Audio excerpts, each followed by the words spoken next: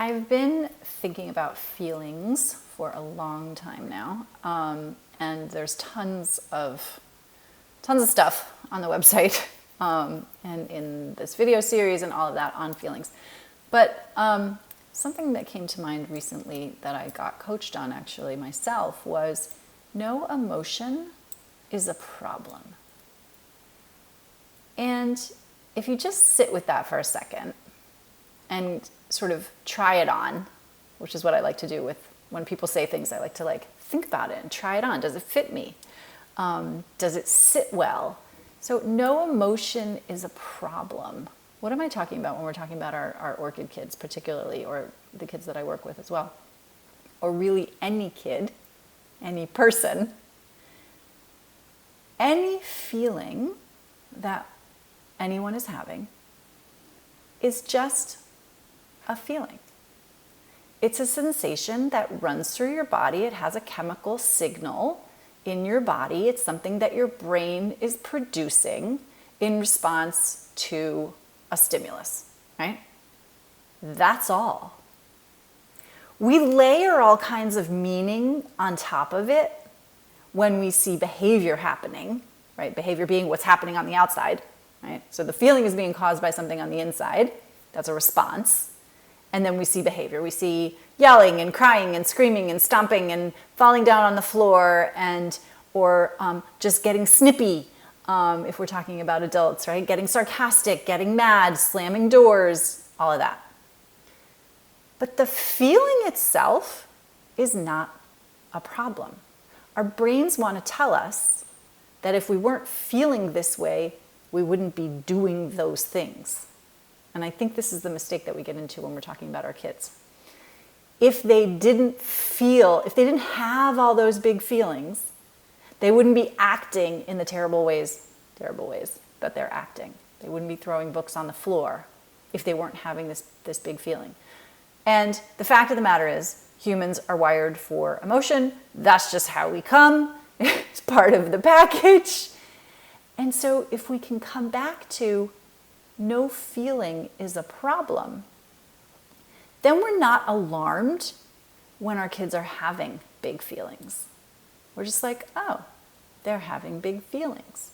Now again, this is not like you turn this on and it just runs forevermore in peace and harmony, right? It's going to take a little more than that. But no emotion, no feeling is a problem sets people up for success, and here's why. First of all, then we're not worried about our feelings, right? Because we compound our suffering when we start judging, worrying, thinking about the feelings that we're having instead of just having them, right? So if I'm sad because my toy broke, and now someone's telling me I shouldn't be sad because it's no big deal, now I've got confusion, maybe some shame on top of the sadness. And that's just spiraling in the wrong direction. One of the reasons I like the tell the story framework that we talked about last week is that it takes people through the story arc of feeling the feeling. It's like, what is the feeling? Name it, accept it, move through it, and move on, right?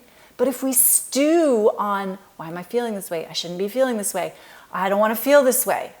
Then we're just layering. Instead of just remembering that no emotion is a problem.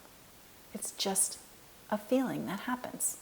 Again, with its unique chemical and physiological imprint. When we're talking about young kids, the behavior, again, is the thing that we see. And so we come back to it as this has to stop, right? And I just want to let you know, there's time.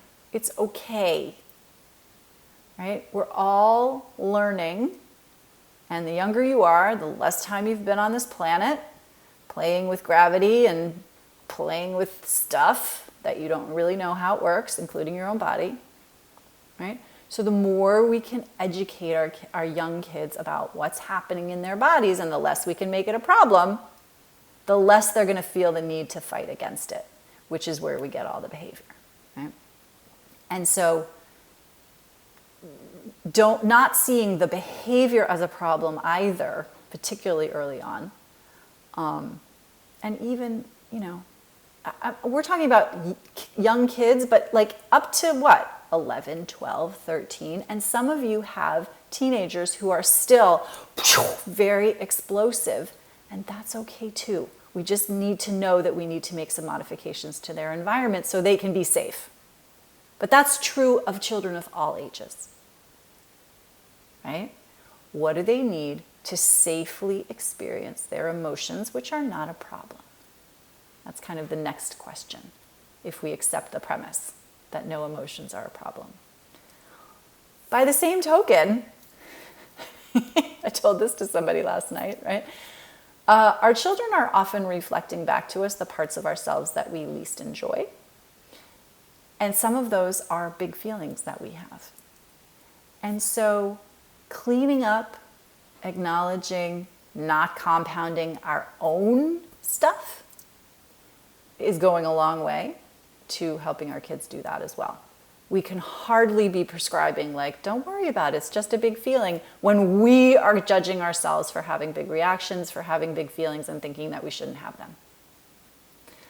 them. That's a process, obviously, but it's so worth doing. As somebody who has been doing that for a little while now, it's totally worth doing. Sort of feeling your feelings and not resisting them. If you want help with that, that is something that I can help with. That is something that we do in our Raising Orchid Kids classes, is kind of just like talking about the emotional side of things and what arises and how to not only help yourself stay calm when emotions are running high and not make a big thing about it, but also to help your child do that. And so, but we start with no emotion is a problem. Will you try it on? See how it works? Take care.